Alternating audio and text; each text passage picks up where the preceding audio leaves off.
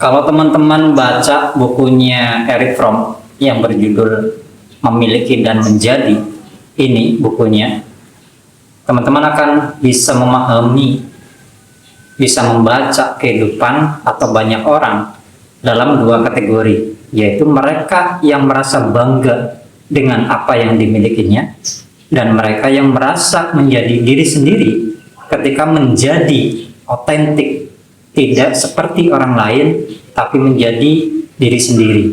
Nah, dalam video ini, saya menambahkan satu kacamata, tanda kutip ya, untuk memahami semesta kehidupan dan membaca, baik itu komunikasi sesama manusia atau dengan sesuatu yang lain. Dalam hal ini, saya kategorikan membaca komunikasi sesama manusia dalam 3 kategori. Ada orang-orang di level logika indrawi, ada orang-orang yang berpikirnya sudah sampai level rasional empiris, dan terakhir orang-orang yang kondisi akalnya, kondisi rasionalnya, batinnya itu sudah sampai ke level intuitif.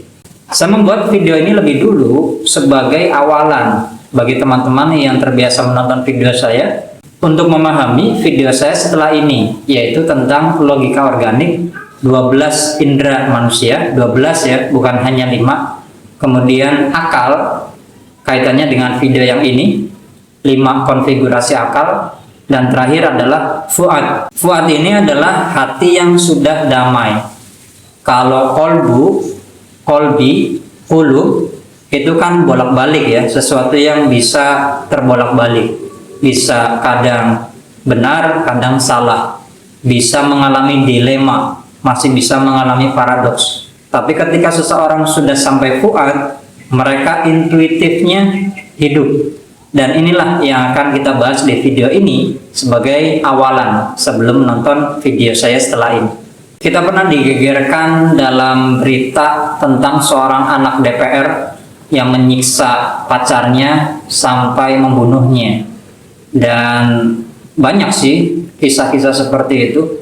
Contoh paling fatal dari orang dengan logika indrawi adalah orang-orang seperti itu. Mereka yang komunikasi hidupnya atas dasar transaksional. Aku sudah ngasih kamu ini, aku sudah beli kamu, aku sudah ngasih, aku sudah membahagiakan kamu dan sebagainya. Maka kamu juga harus memberi yang setimpal padaku. Apa yang ada dalam genggamannya, mereka menganggap itu adalah kekuasaan yang mutlak, dan itu bebas mau diapain aja. Orang-orang dengan model seperti ini adalah orang-orang yang terjebak dalam logika indrawi. Kemudian dia bersandar, dia bergantung dengan apa yang dia miliki. Dia sangat bangga, dia sangat merasa eksistensinya diakui ketika dia banyak uang, dia punya jabatan sosial, punya status sosial, dia tenar dan sebagainya. Dan kebanyakan kalau kita lihat di IG ya, itu banyak sekali orang-orang dengan level indrawi ini merasa bangga dengan apa yang dia miliki. Mereka menjadi diri sendiri dengan cara memiliki banyak hal. Orang-orang yang terjebak di logika indrawi, mereka cenderung berpikir linier. Mereka berpikir hitam putih, salah benar, kaya miskin, baik buruk, dan tidak bisa melihat kemungkinan-kemungkinan yang lain. Apalagi kalau misalnya diajak berpikir agak rasional, mereka biasanya langsung nge-lag ya, langsung nge-hang, nge-crash bahasa HP ya, kalau kita main game.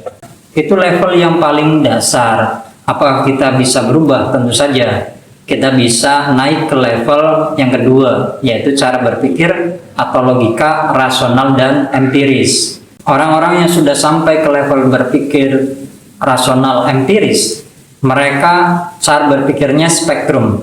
Mereka melihat warna lain, tanda kutip ya, atau spektrum lain dalam melihat, mengamati sebuah persoalan. Ciri lainnya, mereka itu menjadi otentik, mereka itu menjadi dirinya sendiri. Mereka tidak bergantung dengan banyak orang, mereka tidak bergantung pada apa yang mereka miliki. Mereka biasa saja, mereka tidak merasa bangga dengan apa yang mereka miliki, atau mereka juga tidak merasa begitu terpuruk ketika yang mereka miliki itu hilang atau tidak menjadi milik mereka lagi. Salah satu contoh mereka tidak bergantung itu pernah ada riset di Amerika Serikat di kampus.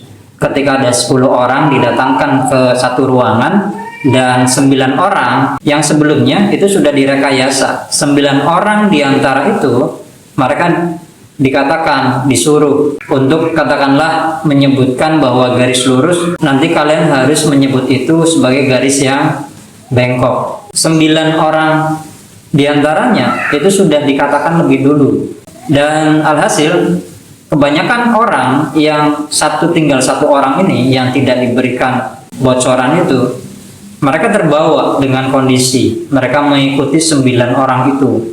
Dan ini kebanyakan. Kenapa? Karena mereka level berpikirnya masih level berpikir indrawi, masih dalam mode atau level memiliki. Kalau saya tidak seperti mereka, nanti saya bagaimana? Nanti saya kesepian, nanti saya tidak punya teman dan hal-hal lain semacam itu. Tapi ada beberapa orang yang menjadi diri sendiri. Mereka tetap mengatakan bahwa itu garis lurus, itu bukan bengkok. Walaupun dengan simulasi mereka ditinggalkan, mereka dijauhi oleh 9 orang itu. Dan kita tahu di masyarakat sebagian kecil ada orang-orang yang semacam itu, merasa kesepian karena cara berpikirnya berbeda. Mungkin diantara penonton juga seperti itu ya. Apalagi setiap menonton video-video seperti ini, itu sudah dipastikan teman-teman merasa kesepian. Iya enggak? Yang terakhir, ini mengapa video ini saya jelaskan untuk memahami video setelah ini tentang logika organik. Bahwa level ketiga, intuitif atau intuisi, mereka adalah orang-orang yang sudah memaksimalkan kompetensi berpikir rasional dan empirisnya. Bukan berarti orang-orang yang sudah sampai ke level intuisi, mereka tidak menggunakan rasio dan empirismenya lagi. Tidak seperti itu. Itu namanya bodoh. Bahkan Rasulullah saja yang sudah dikawal oleh Jibril itu masih sering berpikir, bahkan sering didebat. Bahkan ada perempuan yang mendebat beliau. Itu kenapa turun surat Al-Mujadalah ya. Seorang perempuan yang mendebat Nabi. Kemudian ketika perang, Nabi sering ditanya, apakah ini usul darimu, dari logikamu sendiri, atau ini dari wahyu? Kenapa? Karena Nabi Muhammad atau semua orang suci yang sudah sampai ke level intuitif, mereka masih menggunakan rasional dan empirismenya. Mereka masih menggunakan logikanya. Walaupun ketika rasional dan empirisme pengalaman yang mereka jalani menjadikan buntu, tidak mendapatkan solusi, maka mereka menyerahkan pada sesuatu yang lebih besar. Ya, kita menyebut itu sebagai Tuhan ya. Dan kemudian ada semacam data langit yang diberikan kepada akal kita, kepada batin kita. Inilah yang saya maksud sebagai akal. Dalam video yang ini, 5 konfigurasi akal tidak digunakan sebagai pengelola data dari indrawi. Kita melihat, kita mendengar, kemudian kita berpikir. Kita tidak menjadikan akal kita berpikir karena mata dan telinga kita lagi. Tapi menjadikan akal kita itu hanya sebagai wadah yang menampung data-data yang kita nggak tahu itu datang dari mana. Inilah yang disebut dengan level terakhir, yaitu level intuitif. Apakah ada contohnya? Salah satunya ibunda Nabi Musa. Beliau adalah beberapa perempuan yang didatangi oleh Jibril ya. Selain Asiyah, istrinya Fir'aun, kemudian Siti Maryam. Siti Khadijah, istrinya Nabi Muhammad, itu juga didatangi Jibril, tapi tidak bisa berdialog, hanya melalui perantara Nabi Muhammad.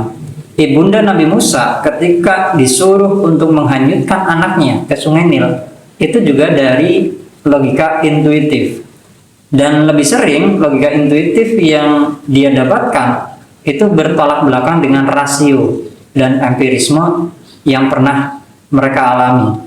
Siapa lagi contohnya? Nabi Zakaria sebelum istrinya hamil tua mengandung Nabi Yahya. Jibril mengatakan tandanya kamu puasa dulu, puasa ngomong selama 3 hari. Apa hubungannya puasa ngomong 3 hari dengan kehamilan istrinya? Ini kan tanda kutip tidak masuk akal ya. Kemudian Jibril yang berdialog dengan Siti Maryam, ibundanya Nabi Isa, itu juga logika intuitif yang sama sekali tidak rasional dan empiris. Terakhir, contoh yang terakhir yang saya ambil adalah perjanjian Hudaybiyah.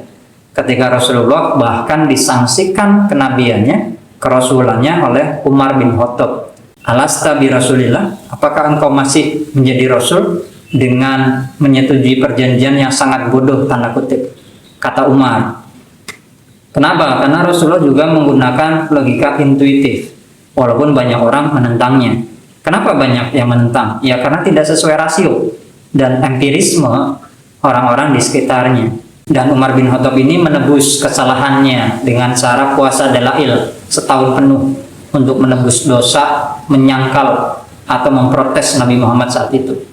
Bagi teman-teman yang pernah dapat ijazah puasa dalail selama 1 tahun, itu sanadnya ke Umar bin Khattab, bukan ke Nabi Muhammad. Apakah boleh melakukan itu? Ya sebenarnya sih nggak harus juga, tapi barangkali mampu, ya silakan saja. Bagaimana penjelasan logika organik sesuai dengan dasar 3 kacamata memahami semesta kehidupan ini? Ya nanti kita lihat di video selanjutnya.